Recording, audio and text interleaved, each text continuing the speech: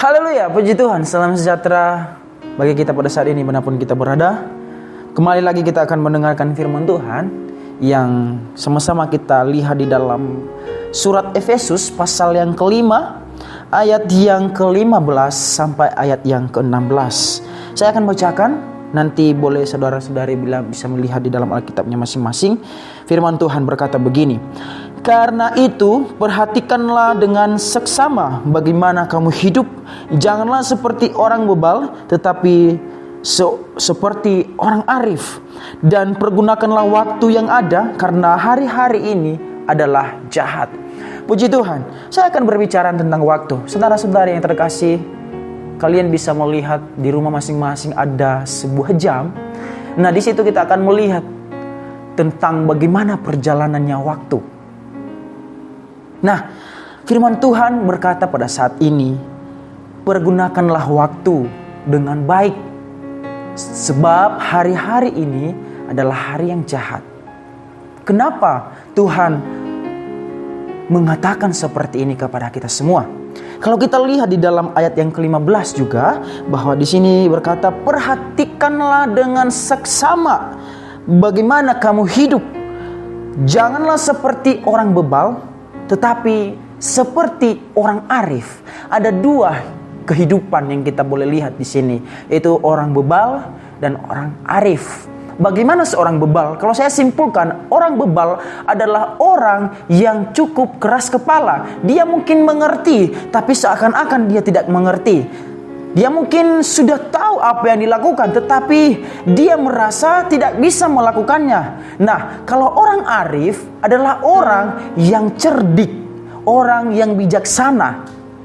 Nah, di sini kita diperhadapkan dengan pilihan. Kita mau jadi orang bebal atau menjadi orang arif. Kalau Tuhan berkata pada saat ini kepada kita, jadilah orang arif. Inilah bagian kita, menjadi orang arif.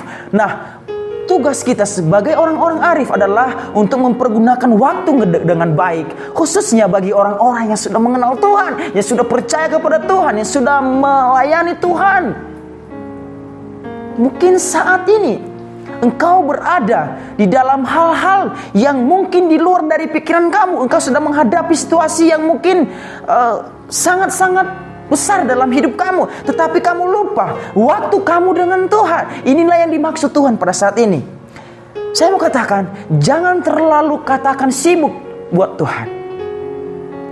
Jangan terlalu berkata bahwa saya tidak ada waktu.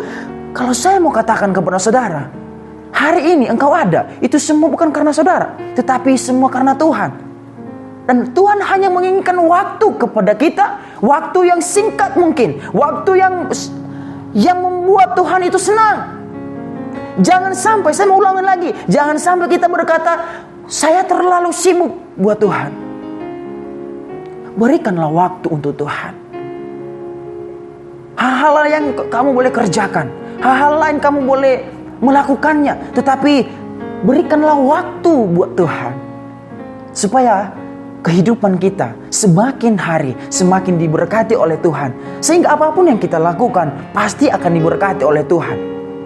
Kalau kita lihat di dalam Matius pasal yang ke-6 ayat yang ke-33, di sini dikatakan, carilah kerajaan Allah, carilah dahulu kerajaan Allah. Artinya mencari dulu kerajaan Tuhan, baru segala sesuatu akan ditambahkan. Makanya pergunakan waktu dengan baik. Berikanlah waktumu buat Tuhan. Jangan engkau lebih pentingkan diri sendiri. Jangan engkau mementingkan keinginanmu sendiri. Tetapi Tuhan kamu lupain. Ketika kamu dalam keadaan susah, kamu berkata Tuhan tidak baik. Sementara kamu yang tidak memberikan waktu buat Tuhan. Ketika Tuhan memberkati kamu, baru kamu berkata terima kasih Tuhan. Tetapi ketika kamu dalam keadaan masalah, kamu seakan-akan tidak memiliki Tuhan. Kamu putus asa. Karena kenapa? Tuhan ingin waktu kita. Dia tidak menginginkan kamu satu hari full 24 jam kamu kasih waktu buat Tuhan. Tetapi setidaknya dalam 24 jam engkau kasih 1 jam. Sebab firman Tuhan, berjaga-jaga dan berdoa setidaknya 1 jam. Berikanlah waktu buat Tuhan. Hai saudara-saudara yang percaya kepada Tuhan, jangan sampai kita ditipu oleh hal-hal yang tidak baik di luar sana. Sebab hari-hari ini adalah hari yang jahat. berikanlah waktu yang spesial buat Tuhan.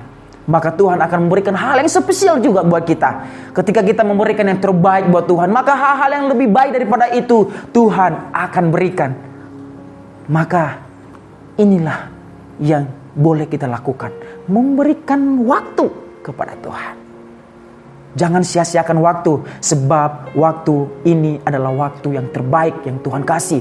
Di dalam pengkhotbah berkata begini, untuk segala sesuatunya di bawah langit dan di bumi ada waktunya. Engkau masih hidup itu semua karena Tuhan, dan Tuhan ingin kasih kesempatan itu buat kita untuk mempergunakan waktu dengan baik, memberikan yang terbaik buat Tuhan. Puji Tuhan. Ini yang menjadi firman Tuhan buat kita pada saat ini. Semoga ini menjadi berkat bagi kita. Immanuel, Allah beserta kita. Tuhan Yesus memberkati. Kami perlu